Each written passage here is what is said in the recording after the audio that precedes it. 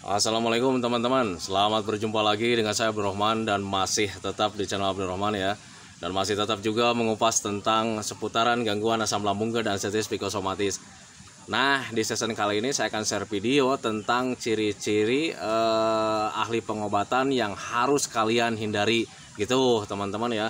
Karena untuk orang-orang yang terkena gangguan asam lambung dan anestesi psikosomatis, berbagai macam cara, berbagai macam metode pasti dilakukan demi kesembuhan gitu teman-teman ya. Nah, tetapi ada kalanya kalian itu harus menghindari orang-orang atau misalkan yang mengatakan ahli pengobatan tentang seputaran gangguan asam lambung dan anestesi psikosomatis tetapi nggak jelas gitu teman-teman ya.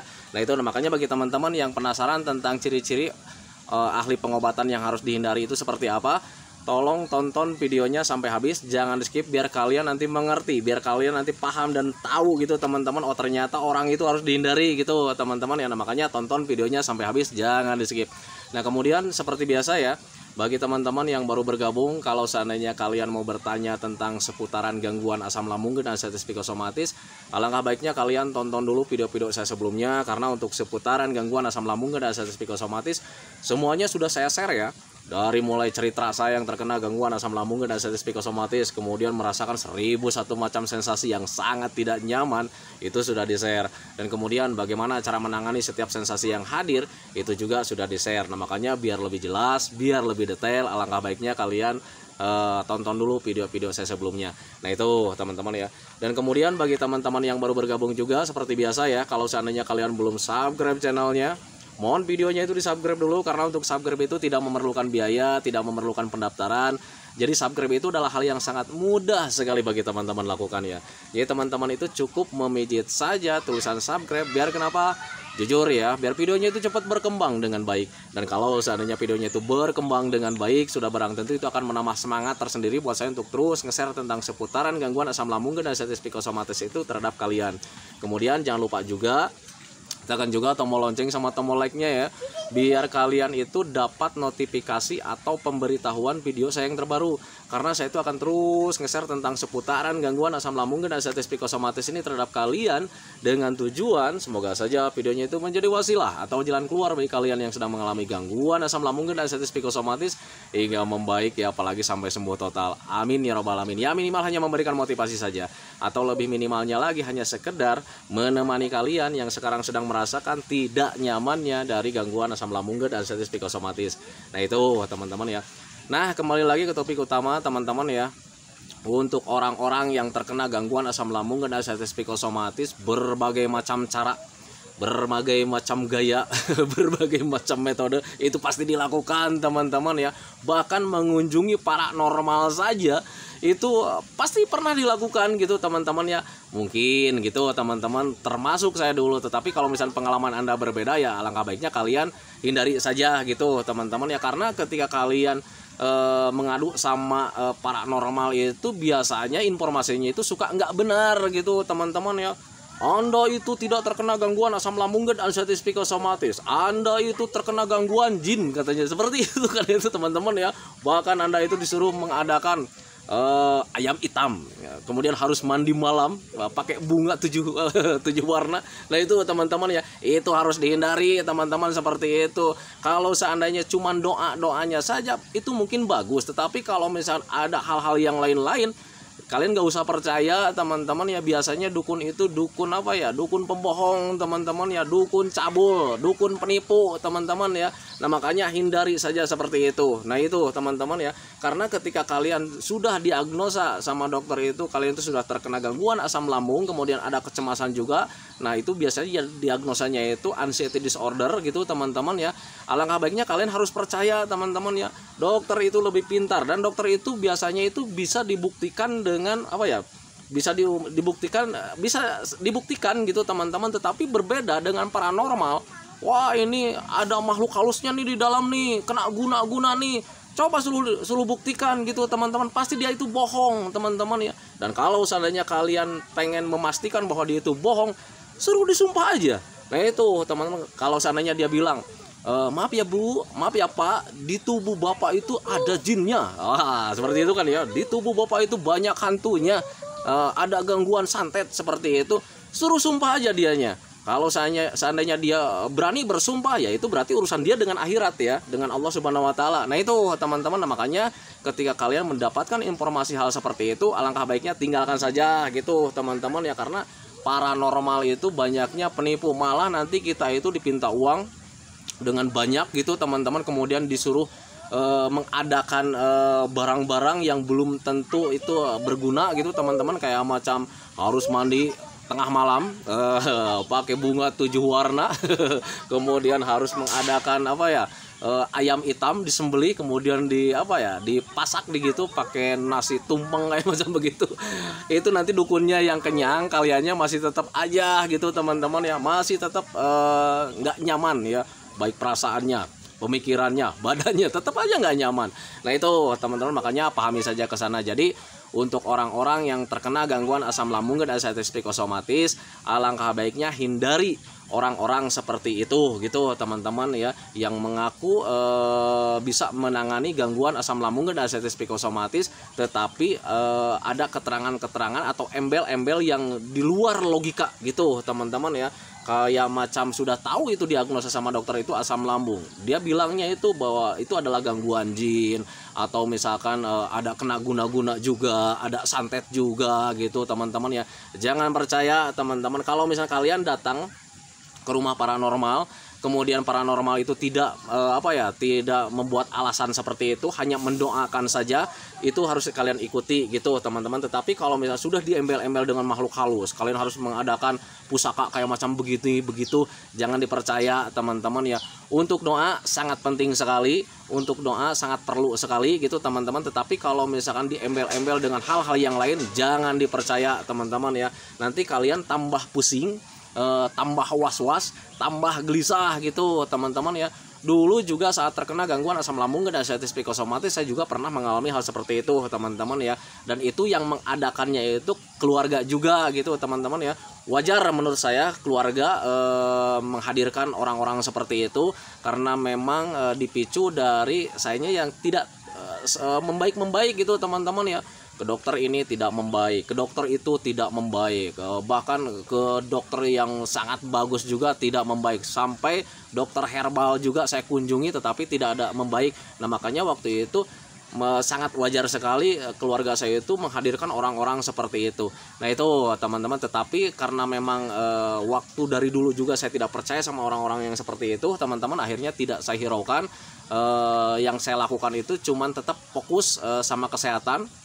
Jadi tetap fokus sama 3P-nya, menjaga pola makannya, menjaga pola hidupnya, menjaga pola pikirnya, dan alhamdulillah sembuh total. Nah itu teman-teman, jadi untuk orang-orang yang terkena gangguan asam lambung dan ascites psikosomatis itu pure, tidak ada gangguan makhluk halus di dalam tubuh kalian, tidak ada santet teman-teman ya. Itu pure karena kesalahan kita sendiri teman-teman ya. Dulu sebelum terkena gangguan asam lambung dan ascites psikosomatis, kita melakukan banyak kesalahan. Kesalahannya seperti apa? Tidak menjaga pola makannya, tidak menjaga pola hidupnya, tidak menjaga pola pikirnya, tidak menjaga pola makannya.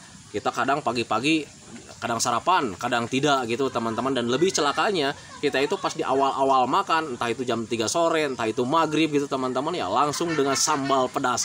Nah itu teman-teman, kemudian ada berlemak juga gitu teman-teman. Nah itu kesalahan kita gitu teman-teman dari pola makan. Nah kemudian kesalahan kita dari pola hidupnya, kita itu jarang jarang tidur malam itu tepat waktu gitu teman-teman. Jadi sering begadang, kemudian jarang istirahat gitu teman-teman. Jadi fokusnya itu di pekerjaan, di kesenangan gitu teman-teman ya. Jadi untuk tubuh kita itu terbatas kemampuannya. Jadi di saat kita terus melakukan aktivitas seperti itu ya, tubuh kita itu mengalami kelemahan juga gitu teman-teman. Nah makanya mulai dari sekarang fokus saja di pola tidurnya, itu harus ditetapkan teman-teman minimal 8 jam dalam satu malam, biar kalian itu cepat membaik. Nah itu teman-teman. Kemudian kesalahan dulu sebelum terkena gangguan asam lambung dan ascites psikosomatis, yang ketiganya, kita itu tidak menjaga pola pikir teman-teman ya. Jadi ada pekerjaan sedikit saja atau permasalahan sedikit saja, kita itu selalu memikirkannya itu sangat kencang ya, sangat kencang, sangat besar, dan tanpa disadari itu menjadi stres tersendiri gitu teman-teman ya. Nah sudah, ketika tiga-tiganya terlanggar, dari mulai pola makannya kita langgar, pola hidupnya kita langgar, pola pikirnya kita langgar, ya wajar menurut saya kalau seandainya kita terkena gangguan asam lambung dan anestesi psikosomatis. Nah itu teman-teman ya, apalagi saat sekarang yang masih belum membaik dari gangguan asam lambung dan anestesi psikosomatis, stresnya itu semakin menjadi gitu teman-teman, karena dipicu dari ketakutan ya, dipicu dari ketakutan. Takutnya itu sesuatu yang terjadi di dalam tubuh kita itu ya, itu menyebabkan hal yang berbahaya teman-teman. Akhirnya terpikirkan terus secara matang-matang, terpikirkan terus secara besar teman-teman ya. Padahal kita itu sebetulnya sehat teman-teman. Yang salah itu pola pikir. Kalau seandainya orang-orang yang terkena gangguan asam lambung kemudian tidak terganggu psikisnya, biasa-biasa saja sebetulnya. Nah itu teman-teman, karena asam lambung itu merupakan hal yang sangat biasa, kayak macam kembung begah gitu teman-teman ya. Kemudian panas perut, dulu juga kita mengalaminya teman-teman, dan dulu kita tidak pernah merasa cemas. Kelayangan juga dulu kita pernah, apalagi kalau sudah jongkok nih, sudah jongkok ngobrol dengan orang lain kan ya, ngobrol dengan orang lain, kemudian ketika bangun itu suka agak pusing kan gitu ya. Nah dulu juga kita nggak apa-apa teman-teman, nggak terlalu dicemaskan. Nah itu teman-teman. Nah tetapi sekarang saat kita mengalami gangguan asam lambung dan anestesi psikosomatis, kemudian ada kelayangan juga, kenapa kita menjadi was-was, kenapa kita menjadi cemas gitu teman-teman ya, karena kita berpikirnya salah gitu. Waduh ini jangan-jangan mendekati kematian, waduh jangan-jangan ini kelayangannya berlebihan, nanti menyebabkan pingsan, ketika pingsan mendekati kematian, seperti itu teman-teman. Padahal tidak teman-teman ya. Nah makanya ketika ingin kalian memahami ke sana, coba ingat-ingat sampai detik ini kalian masih menghirup udara segar, sampai detik ini kalian masih bisa memandang pemandangan gitu teman-teman, walaupun matanya agak buram-buram juga gitu teman-teman ya. Kemudian kalian masih bisa bercanda-canda dengan keluarga, kalian masih bisa melihat-lihat keluarga.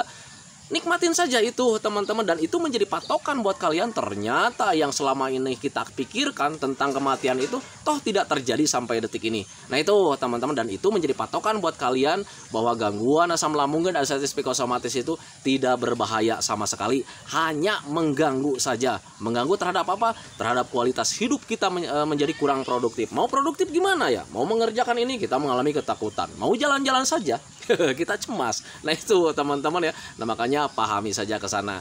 Jadi pure untuk orang-orang yang terkena gangguan asam lambung dan anestesi psikosomatis itu, kalian mengalami sakitnya karena kalian melanggar 3P-nya. Pola makannya kalian langgar, pola hidupnya kalian langgar, pola pikirnya kalian langgar juga gitu teman-teman ya. Jadi wajar terkena gangguan asam lambung dan anestesi psikosomatis yang mempunyai rasa sangat tidak nyaman, bukan dengan gangguan jin, bukan dengan gangguan makhluk halus. Apalagi ada orang yang mengatakan bahwa di tubuhnya itu banyak makhluk halusnya sehingga tubuhnya terganggu, ada santetnya, ada guna-gunanya dari orang lain. Kepret. Orang yang bilang kayak macam begitu sentil aja teman-teman ya. Nah itu, nah makanya kalian harus menghindari orang-orang yang mempunyai keahlian mengobati tentang hal tersebut gitu teman-teman. Jangan dipercaya, biasanya itu penipuan teman-teman, yang antuknya nanti kalian itu rugi sendiri, biaya keluar besar, kemudian sulit mengadakan barang-barang yang diminta sama paranormalnya. Harus mengadakan bunga 7 warna, kita cari-cari bunga 7 warna, sulit mencari bunga-bunga 7 warna ya. Kemudian harus mencari ayam yang hitam katanya kan, seperti itu ya, kita cari-cari susah-susah, kemudian ada mahal lagi gitu. Nah itu teman-teman, dan ketika proses mencarinya itu ya kadang kalau misalnya tidak menemukan itu, kita menjadi stres tersendiri gitu teman-teman ya. Waduh kemana lagi nih nyari ini, sementara itu penting gitu teman-teman. Nah makanya hindari saja gitu teman-teman ya. Hindari orang-orang yang bilang bisa mengobati gangguan asam lambung dan anestesi psikosomatis, kemudian caranya itu di luar logika gitu teman-teman ya. Karena itu justru akan menjerumuskan kalian itu ke lembah penderitaannya itu akan semakin lama gitu teman-teman ya. Kayak macam mandi tengah malam pakai kembang 7 rupa atau 7 warna itu, justru untuk orang-orang yang terkena gangguan asam lambung dan anestesi psikosomatis itu harus dihindari gitu teman-teman ya. Kenapa harus dihindari? Karena ketika kalian mandi malam, tengah malam, itu nanti ada suhu dingin teman-teman, dan suhu dingin itu justru harus dihindari orang-orang yang terkena gangguan asam lambung dan anestesi psikosomatis. Kenapa harus dihindari? Karena suhu dingin itu bisa mempengaruhi asam lambung kita itu menjadi tidak normal lagi, kurang normal lagi gitu teman-teman. Makanya hindari suhu dingin. Makanya bagi teman-teman yang sekarang kalau misalnya ada yang menganjurkan mandi bunga nih pakai 7 warna gitu kan ya, kemudian mandinya itu harus tengah malam, jangan dilakukan teman-teman ya. Itu tidak akan membaik, malah akan tambah memburuk. Besoknya kita akan menggigil, asam lambungnya nggak normal lagi, kemudian ketika tidak normal ada cemas lagi. Nah itu teman-teman, makanya hindarilah paranormal kayak macam begitu teman-teman.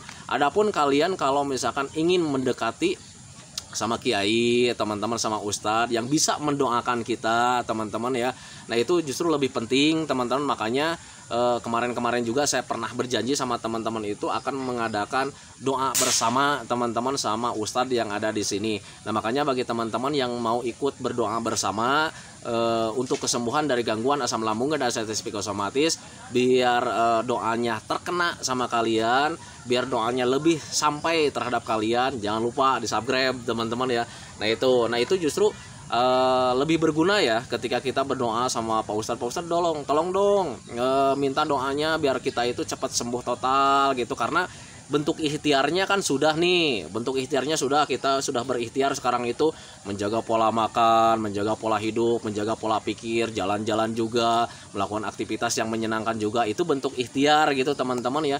Dan untuk kesembuhan totalnya kita itu harus baik-baik juga sama Allah Subhanahu wa taala, berdoa sama Allah Subhanahu wa taala yang baik dan benar, bukan dengan cara-cara yang di luar logika gitu teman-teman ya. Nah itu, nah makanya pahami saja ke sana. Nah itu teman-teman ya, video dari saya tentang ciri-ciri ahli pengobatan yang harus kalian hindari gitu teman-teman ya, biar kalian itu tidak terlalu terjerumus lah ke lembah penderitaan yang begitu lama gitu teman-teman ya.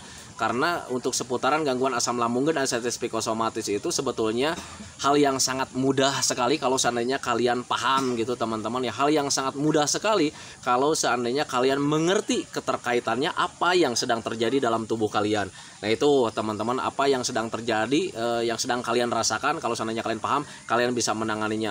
Oh cemas, oh berarti ada mental di situ yang terganggu. Cemas, was-was, gelisah. Nah itu teman-teman, kenapa bisa seperti itu? Karena ada ketakutan. Kenapa kita takut tentang kematian? Karena kitanya tidak mau. Nah sekarang bagaimana cara menghilangkan ketakutannya? Harus dibiasakan dan pahami juga bahwa itu tidak menyebabkan kematian. Cuman seperti itu teman-teman ya, di pemahaman saja, bukan karena bukan karena makhluk halus, bukan karena jin yang hinggap di dalam tubuh kalian. Nah itu teman-teman ya, makanya pahami saja. Nah itu teman-teman ya, semoga saja videonya itu menjadi wasilah, semoga saja videonya itu menjadi ya pencerahan buat kalian, ya minimal hanya menemani kalian lah yang sekarang sedang merasakan tidak nyamannya dari gangguan asam lambung dan artritis psikosomatis. Kemudian seperti biasa sebelum saya akhiri, saya selalu mendoakan sama teman-teman itu, semoga saja teman-teman itu cepat sehat lagi, cepat sembuh lagi, cepat kembali lagi keadaan kalian yang dulu, baik semangatnya, moodnya, tertawanya, kebahagiaannya, pokoknya kehidupan kalian yang berwarna yang dulu itu semoga saja cepat kembali lagi. Karena memang saya yakin 100% bahwa keadaan kalian yang dulu itu sangat dirindukan sekali. Nah itu teman-teman ya, kemudian doakan saya juga teman-teman ya, agar saya itu tetap sehat, tetap kuat, tetap ceria, agar masih bisa tetap menemani kalian. Nah itu teman-teman ya, saya hentikan videonya teman-teman ya. Assalamualaikum warahmatullahi wabarakatuh.